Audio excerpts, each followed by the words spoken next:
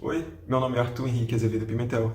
Sou acadêmico de bacharelado em Ciência da Computação. O título do meu trabalho é Análise de Computação e Comunicação Quântica para a Internet do Futuro. A computação quântica é uma área de pesquisa de certo muito promissora. Ela transformará a forma como processamos e transmitimos informações. Nesse sentido, é imprescindível projetar redes quânticas, visto que isso possibilita maior aproveitamento da capacidade dos computadores quânticos, além de permitir cenários impossíveis de se alcançar com a internet clássica. Uma rede quântica utiliza de propriedades fundamentais da física quântica. Algumas dessas propriedades resultam na fragilidade dos sinais quânticos e a impossibilidade de cloná-los ou amplificá-los, o que desafia a implementação dessas redes. Dessa forma, para a concepção de redes topologicamente complexas, é necessária a criação de repetidores quânticos, além de tomar cuidado com o ruído e a correção de erros. Neste trabalho, primeiramente, buscou-se compreender os fundamentos que regem a computação quântica e a comunicação quântica, e a partir disso, explorar as redes quânticas, especialmente as definidas por software e as aplicações no âmbito da internet quântica. O objetivo principal deste trabalho é investigar os fundamentos da computação quântica, além das inovações proporcionadas por essa área. Bom, do que se trata a computação quântica?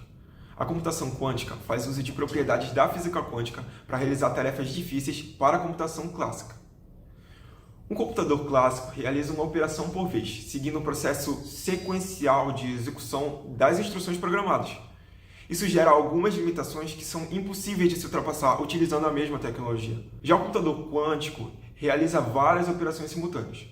Essa capacidade se dá por meio da superposição quântica, que permite que o qubit, o bit quântico, esteja em 0 e 1 ou os dois ao mesmo tempo. O qubit também pode estar entrelaçado com outros qubits, o que significa que o estado de um qubit pode afetar direta e instantaneamente o estado do outro qubit, mesmo que eles estejam fisicamente distantes. Denomina-se isso de emaranhamento quântico. Manter esses estados é difícil e dura pouco tempo, então as operações nos qubits devem ser realizadas antes que eles percam essas propriedades. Esse processo de decadência gradual de um estado quântico chama-se decoerência. Vale ressaltar também o conceito de fidelidade, que compreende a probabilidade de que o sistema quântico esteja realmente no estado desejado. Para representar o estado de um qubit, pode-se utilizar a notação de Dirac, que demonstra o estado quântico como uma combinação linear de dois vetores.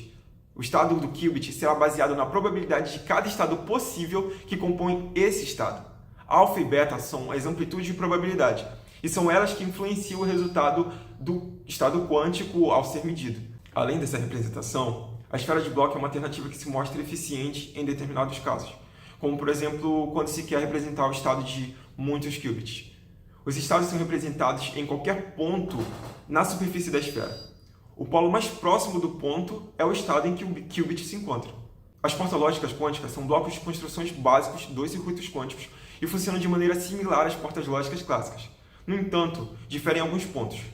Elas são reversíveis e devem estar adaptadas às características que a física quântica traz.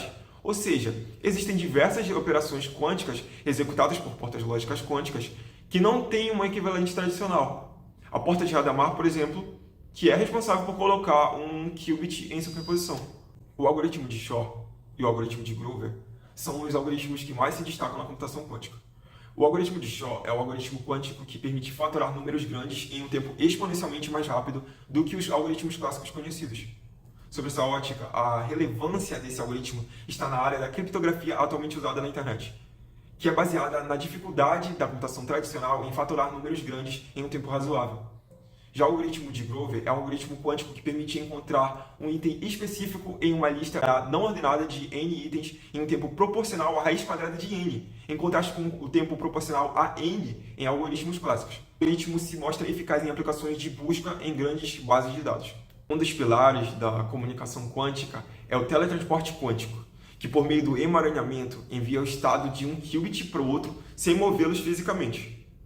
Para conexões mais distantes, realiza-se o entanglement swapping. Esse processo permite a distribuição de pares entrelaçados em longas distâncias por meio de teletransporte. Duas partículas inicialmente não emaranhadas, A e D, se tornam emaranhadas instantaneamente após a medição conjunta de outras duas partículas B e C que já estavam emaranhadas entre si. A aplicação atual mais utilizada em redes quânticas é a distribuição de chaves quânticas, o QKD, que garante a transferência totalmente segura de uma chave para a criptografia. Isso ocorre porque quando há uma interceptação de qubits na rede, ao medi-los, eles colapsam em um estado aleatório, o que explana o interceptador. Ou seja, não é possível interceptar o envio da chave sem que seja descoberto.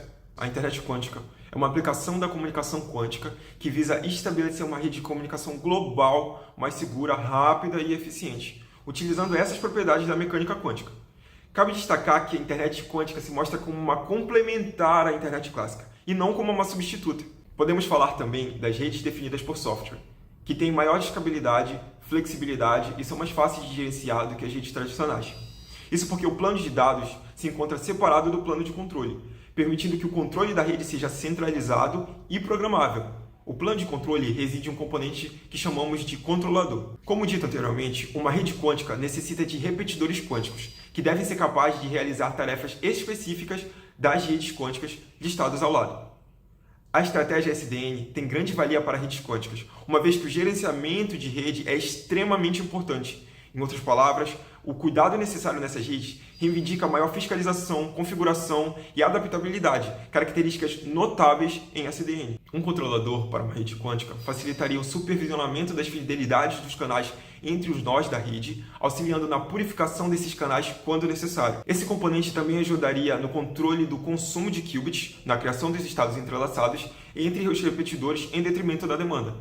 Além disso, estratégias de roteamento baseadas em métricas como disponibilidade de qubits, interferência externa no canal, decoerência do estado emaranhado, propriedades da fidelidade, a medição imperfeita de estados de Bell, entre outras particularidades das redes quânticas, podem ser mais viáveis, visto que isso é mais acessível com o controlador SDN. O algoritmo de Dijkstra é o algoritmo clássico que busca a rota de menor custo, bastante utilizado no roteamento clássico, e tem utilidade no roteamento quântico.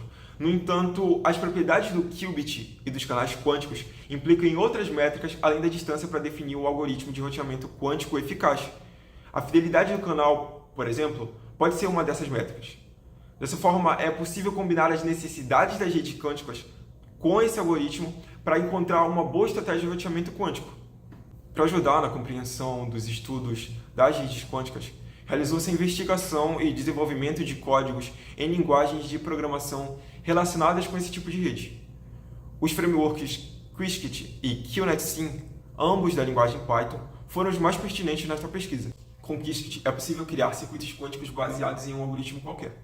Esse circuito pode ser executado por um simulador quântico, que pode ser personalizado conforme as intenções e necessidades de quem executa, ou em um próprio computador quântico real. Desenvolveu-se neste trabalho alguns programas com esta ferramenta a fim de demonstrar na prática como os algoritmos são executados em um computador quântico. Qiskit tem uma abordagem baixo nível, ou seja, a intenção em seu uso está em manipular minuciosamente os qubits. O QNetSim é um framework de simulação open source baseado em Python para simulação de redes quânticas.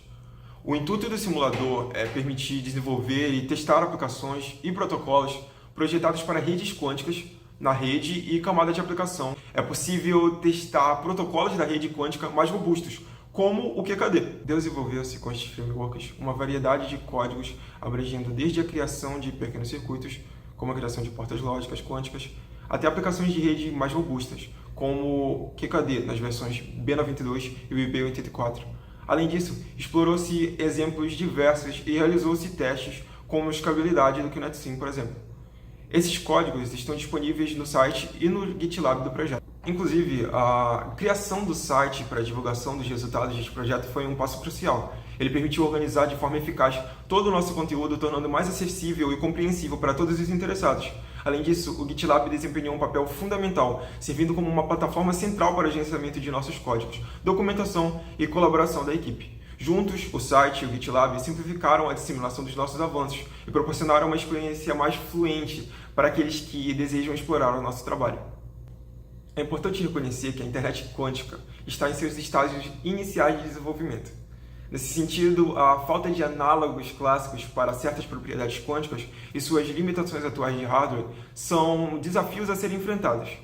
Apesar de haver aplicações relevantes, pode-se dizer que o atual estado das redes quânticas é comparável ao estado inicial da internet clássica, prometendo um futuro revolucionário. A internet quântica emerge como um campo cheio de possibilidades, que transcende as limitações da internet tradicional e aponta para o horizonte tecnológico repleto de ótimas promessas e desafios a serem explorados. Gostaria de agradecer à FAPESP, à PROPESP, ao CNPq, ao FPA, o professor Antônio Belém, meu orientador, e o meu co-orientador, Diego Abreu.